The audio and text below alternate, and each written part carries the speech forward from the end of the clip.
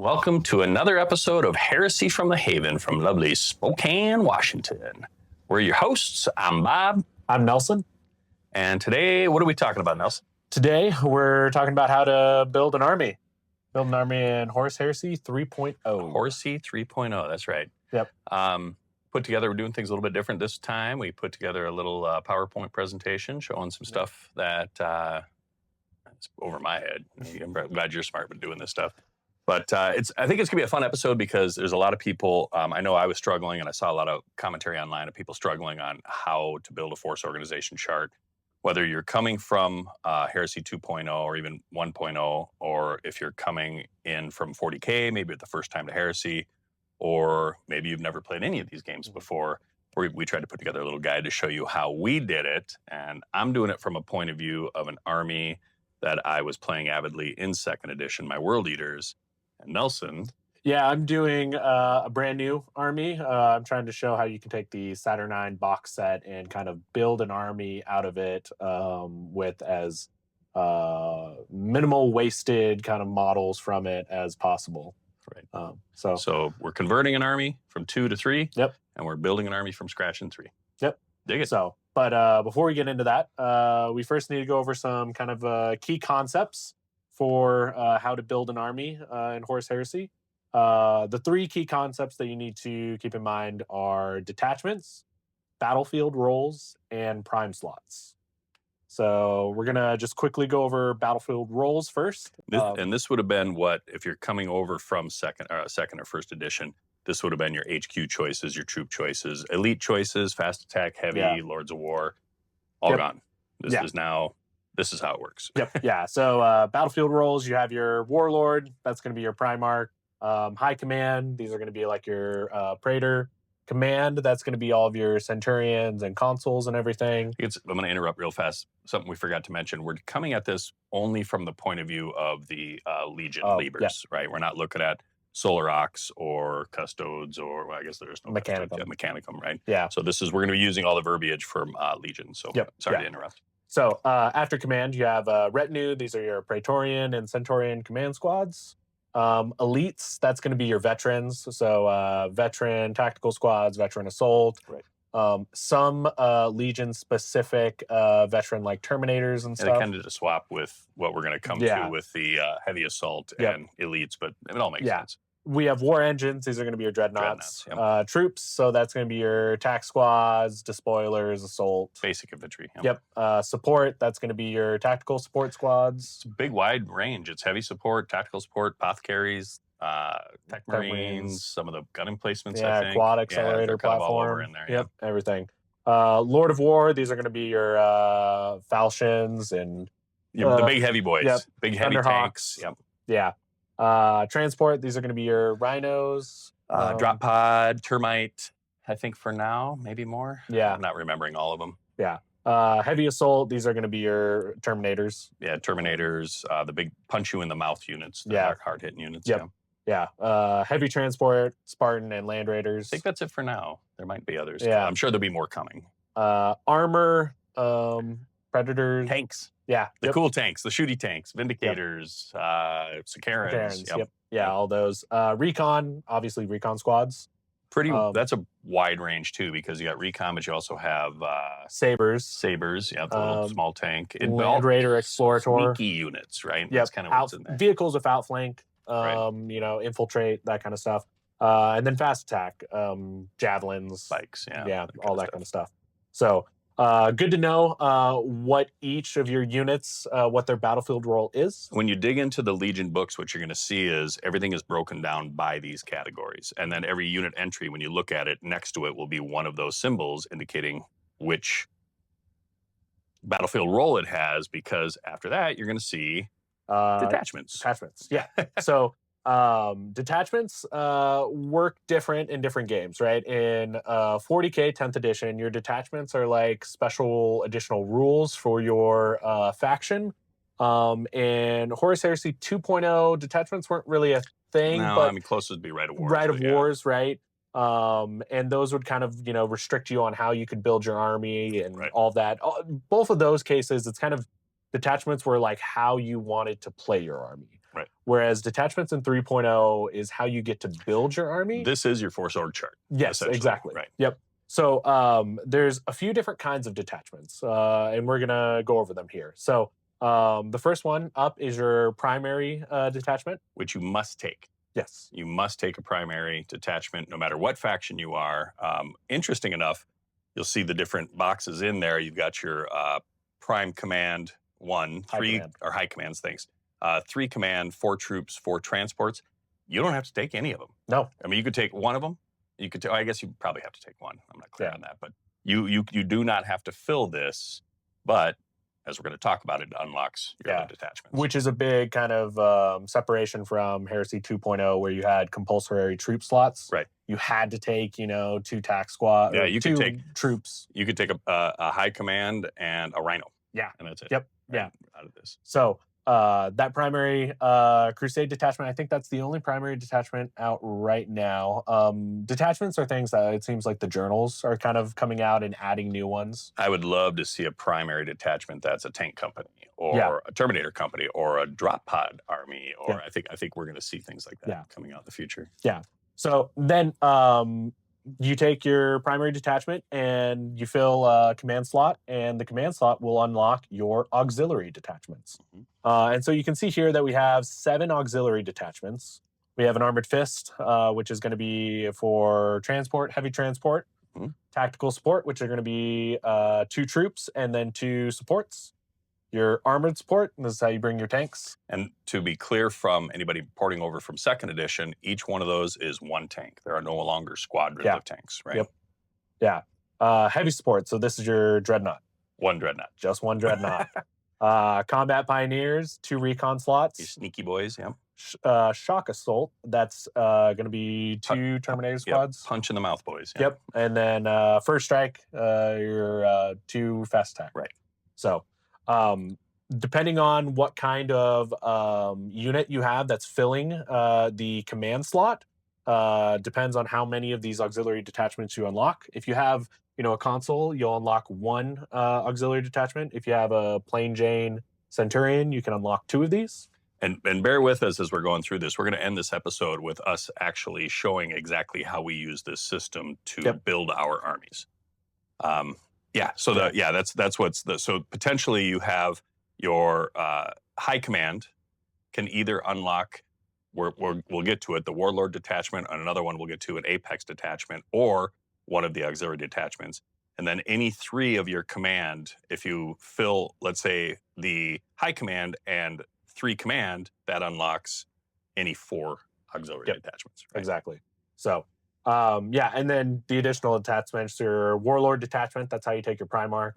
Lord of War, that's how you take, those big tanks. And to clarify, Lord of War and Allied detachment do not cost a detachment point. Oh, yeah. Right. They do not cost a detachment point. Yeah, and the Allied detachment, which is how you can bring in, your Allied Mechanicum or, another Legion. Yep.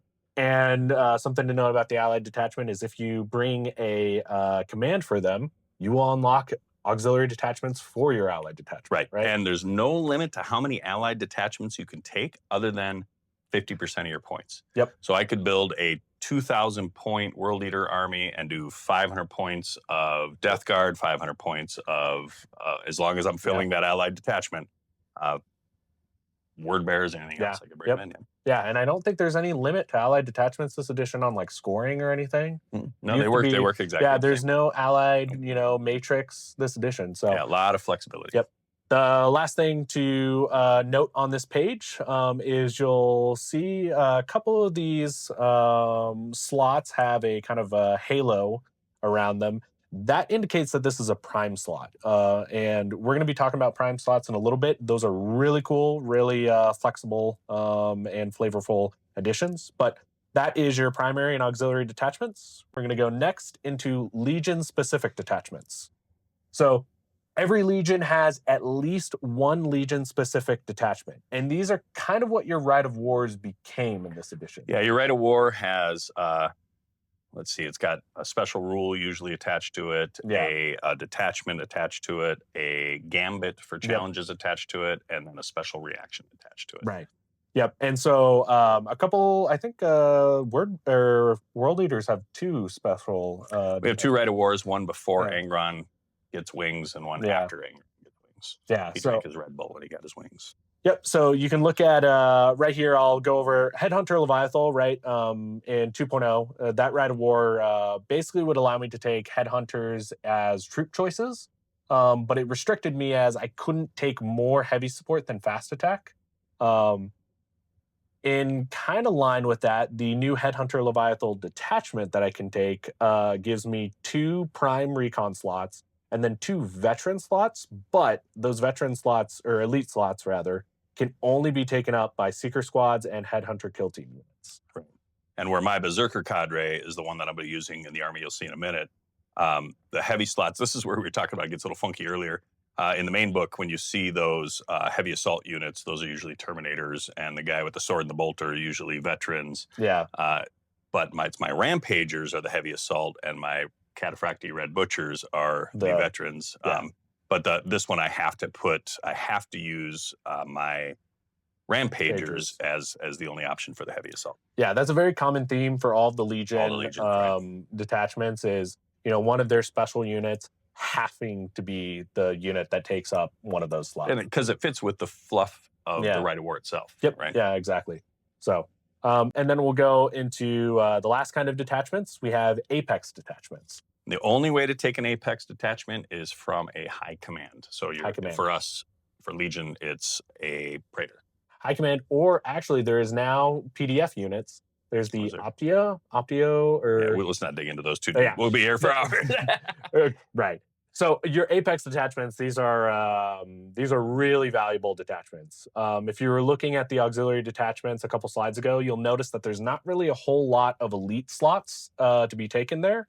And the elite slots that you have from a lot of your Legion-specific detachments, those are used for, specific units, right? Mm-hmm. So if I wanted to take, a ton of Terminators, just regular Terminators, there's not a lot of ways for me to do that except for using this Army Vanguard Apex detachment, which is a really, really kind of useful veteran here. Assault squads, veteran Reacher squads, veteran tactical squad. Yeah, or if you want to take your retinues, you have, combat retinues here as well.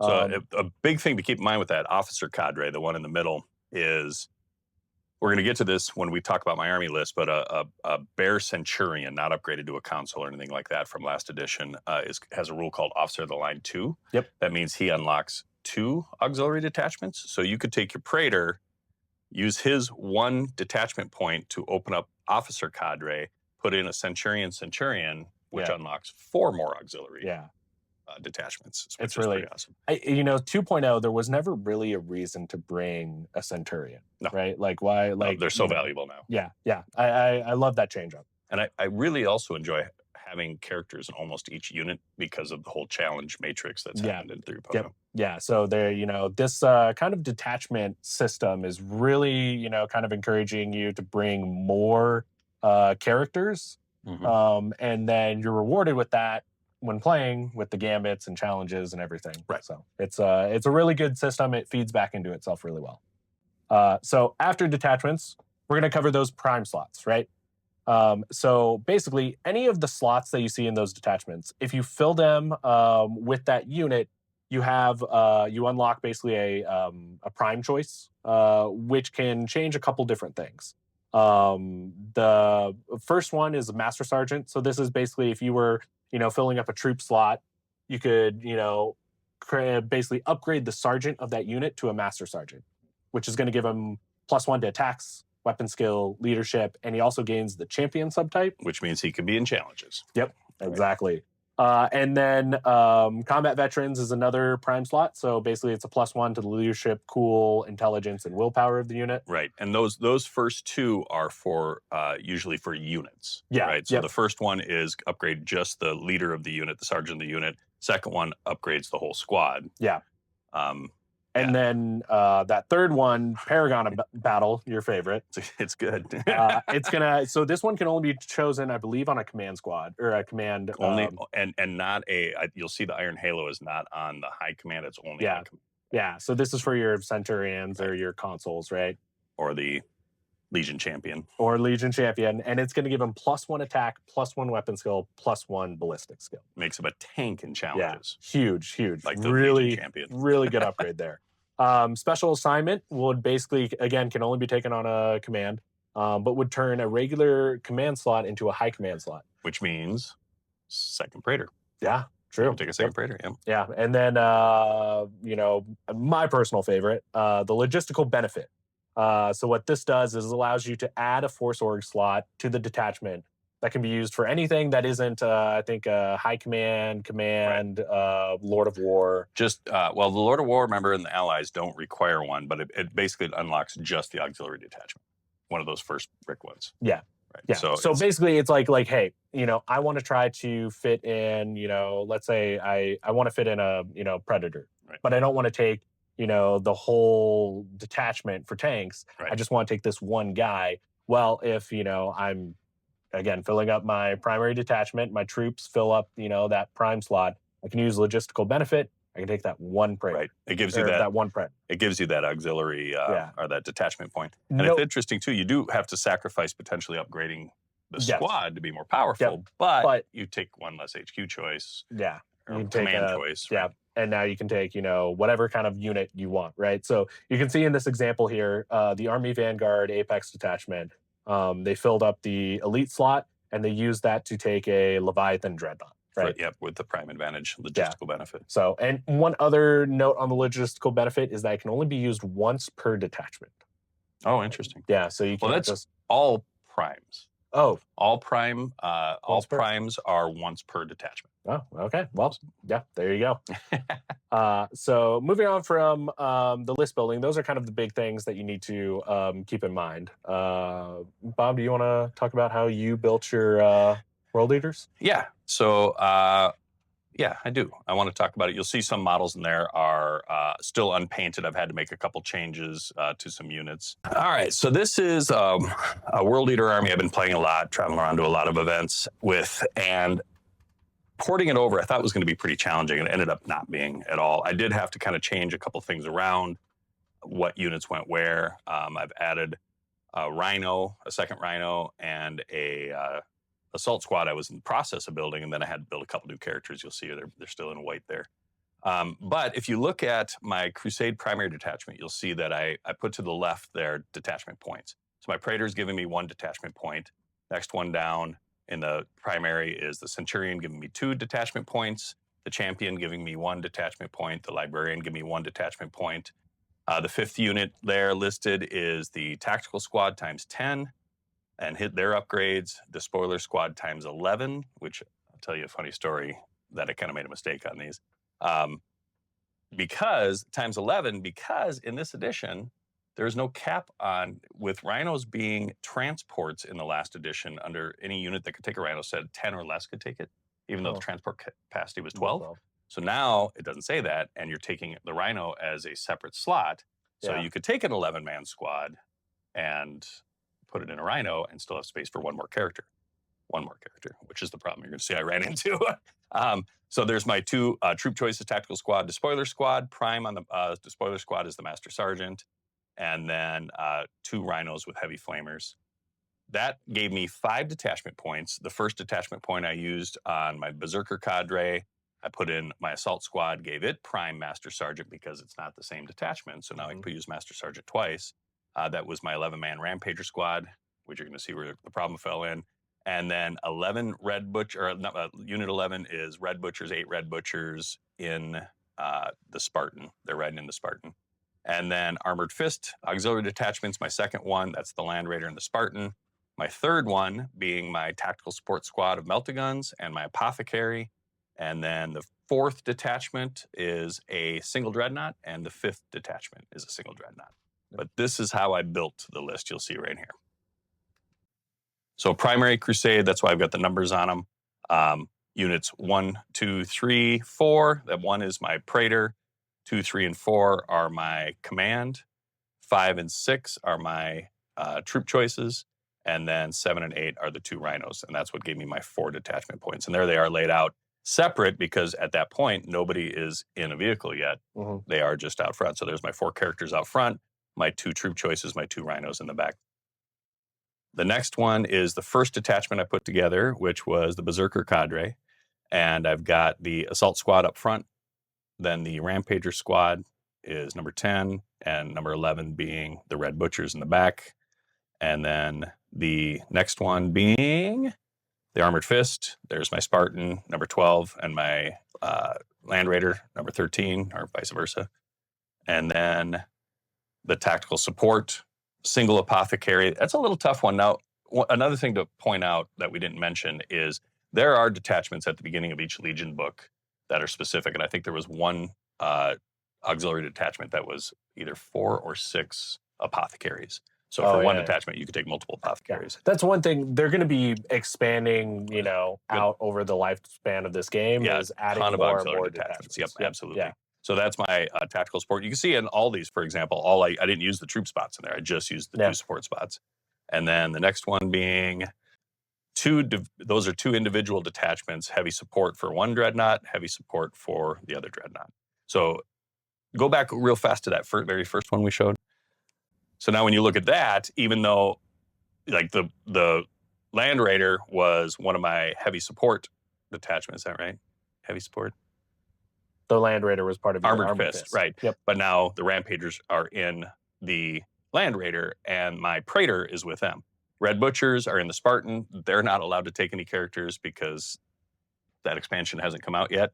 Yeah. This is where I ran into the problem. I have 11 Red Butchers, or I have 11 Rampagers and the Spartan, or in the Land Raider, and then I have the one Praetor that is 12. That's its max. Yep. So I ended up having to put in the Rhino, the Librarian, and or I put the Rhino. I was going to put I meant to put the Apothecary with the Rampagers, but I didn't have room, so I'm going to have to take that back down to 10, so I can put the Praetor and the Apothecary. Yeah. So the Apothecary ended up with my Centurion on foot with the Tactical Squad, Jump Squad solo, and then that squad right there, that's the Champion with the Despoilers in the Rhino, also an 11-man unit. Yeah. So I couldn't even put the Apothecary in there either. So I got to figure out, I got to make sure. I got too greedy. Yeah. And I wanted them all. But you see now that's what the army looks like after all the detachments are built and their characters are attached and they're in the transports.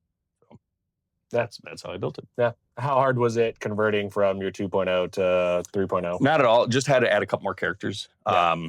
Added a couple characters. I'm going to have to, let's see, I got to finish up that jump pack squad. Obviously, I'm adding another Red Butcher. But otherwise, I mean, all weapons, everything ported right over. Yeah. So there are now obviously some weapons that are better in this edition or worse in this edition. Yep.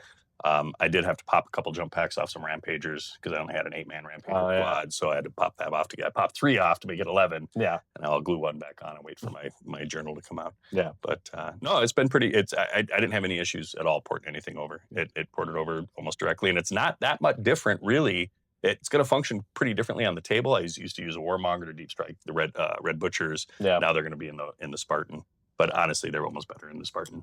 Yeah, I mean, sure, they're going to be. What's their range for like actually getting a charge off now? Well, for them, they don't only have a 1-inch setup move, so they're going to that thing's going to move 12. They disembark 6 and setup move 1, and then charge 2d6. So you're looking at 18, 19 inches. They could set up move into somebody. Now, the Rampagers in the Land Raider, they can move 12, disembark 7, you're at 19, set up move 3, you're at 22 inches that somebody couldn't react to unless they react in the movement phase, that you could just get up and get into combat and they can't. So, I mean, for sure, second turn. It's fast. It's fast. Yeah. Everything is so fast and dynamic. Even the Despoiler squad in the Rhino, that Rhino moves 12, they disembark 7. They don't get a setup move because it doesn't have assault ramps, so it's not it's a disordered charge. But they still get the 2d6 pick the highest. And I think I'm 6 games in now. And moving 12, disembarking 7, I don't care about the 2d6. I usually get up so close that I like almost horseshoe around them. So even if they move away from me, when I charge, it's only usually a couple inch charge. So it's and now you don't have to worry about failing deep strike rolls. Yeah, right. Or scattering. Or yeah.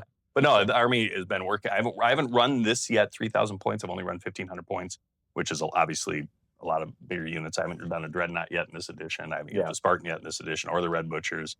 But no, I can't wait to get this army on the table and check it out. Awesome. Well, we'll go over my army. It's a work in progress currently. So basically, the idea behind this, you were taking your 2.0 army and converting it into a 3.0 list. I was trying to take the Saturnine box set and turn it into a 3,000 point list.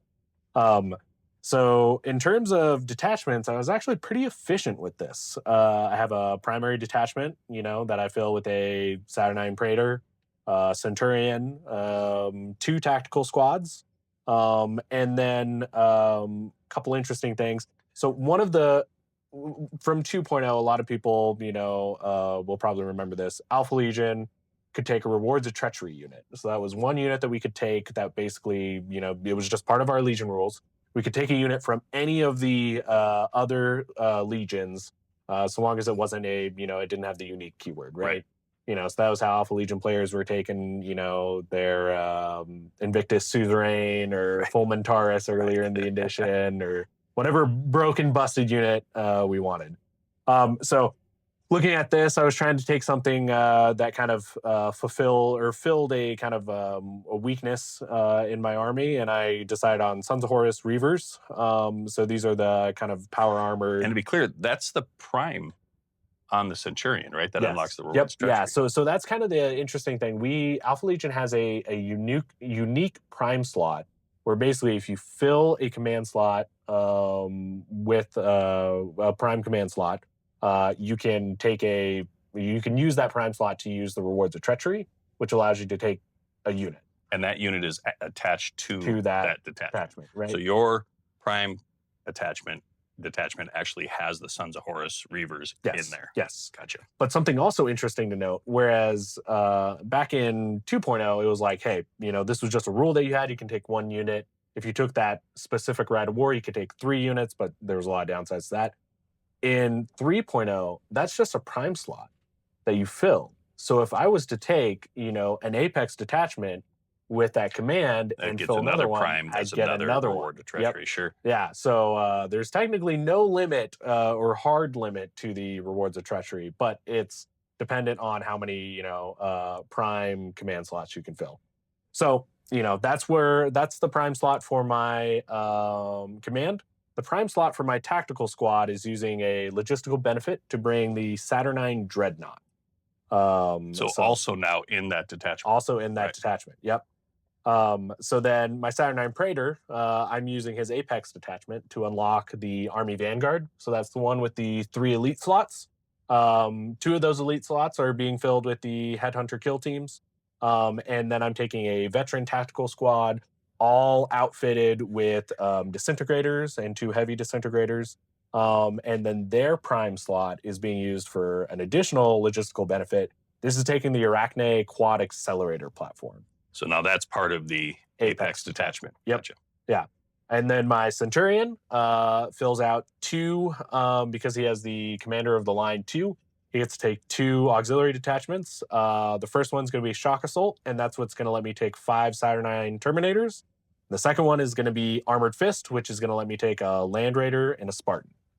So now if we go into those specific detachments, you can see this Crusade primary detachment.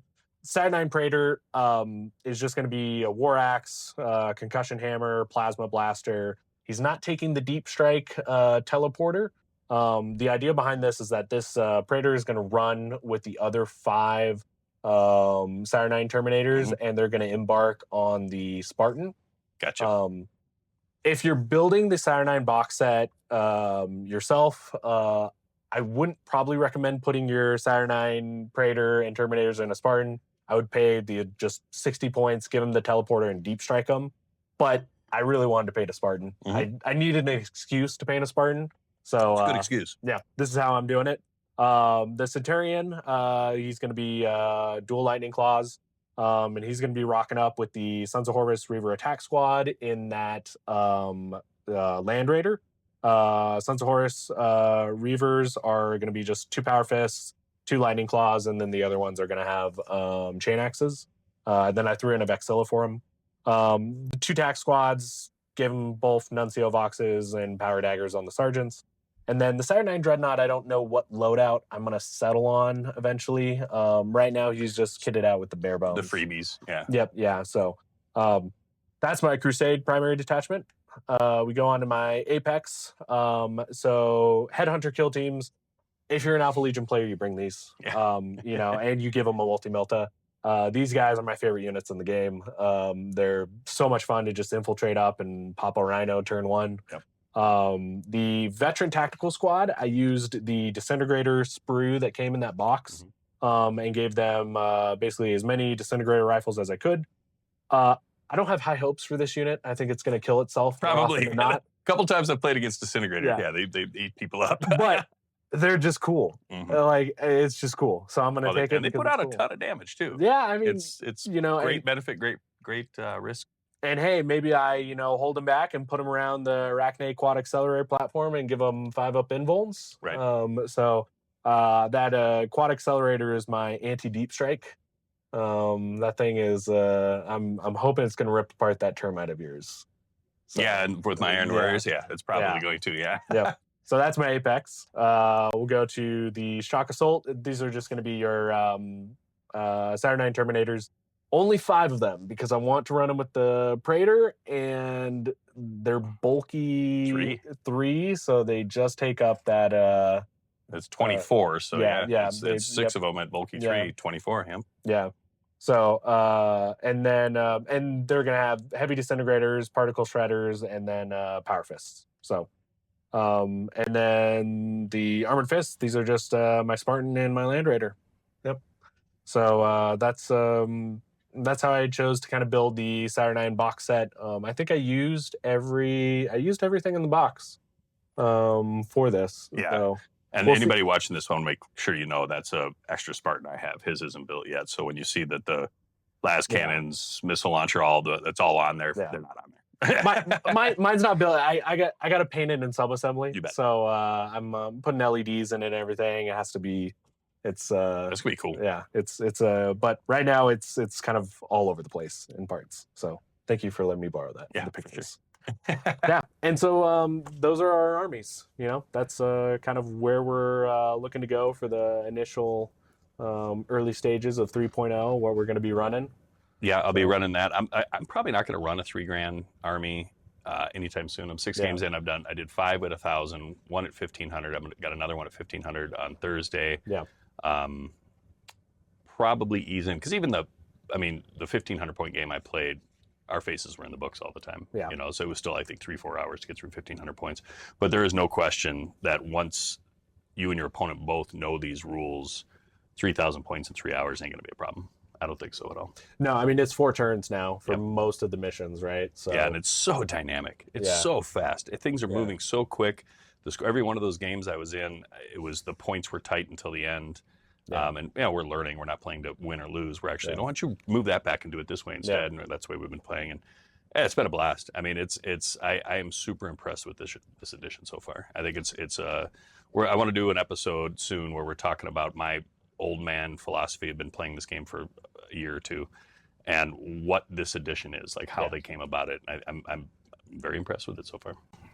Yeah, so I mean, I haven't really been playing a ton. I've gotten like 1 game in with you. I got another game this Thursday. I've mostly been list building a lot. And when I originally read the Warcom article that talked about how to build a list, it was kind of a little like daunting at first. Yeah, I mean, especially if you're following the internet, everybody was like, I don't understand how this works. I didn't know how it worked. But I mean, after actually like reading the books and then like getting in and like building, I mean, you can. Like, it looked pretty restrictive, is how I remember my first impression being. But after, like, building a couple lists, it really isn't. No, it was definitely a trust the process situation because I'm not a smart man. And I'm going through, and if I could figure it out, anybody could figure it out. And once it clicked, and like, oh, okay, this is actually, it's almost like we were overthinking it. It was actually really simple. Yeah. And once you have it, you have it. There's a lot of variety. I can't, like you mentioned earlier, I can't wait to see in those monthly journals that they're talking about coming out with all the expansions to it, what some of the detachments are going to be, the prime advantages are going to be. Like there's a lot of expansion coming. I'm confident. Yeah. So no, it was great. A lot of fun building those lists, and I'm looking forward to play. Yeah, for sure. Yeah, awesome. Well, guys, hit us up in the comments, like, follow, subscribe, do whatever you got to do, and we'll be back soon. I think we're looking to try to do maybe 1 a week at this point. Yeah. If we can, it'd be great. So thanks for joining, guys. Yep. Talk to you soon. See you guys.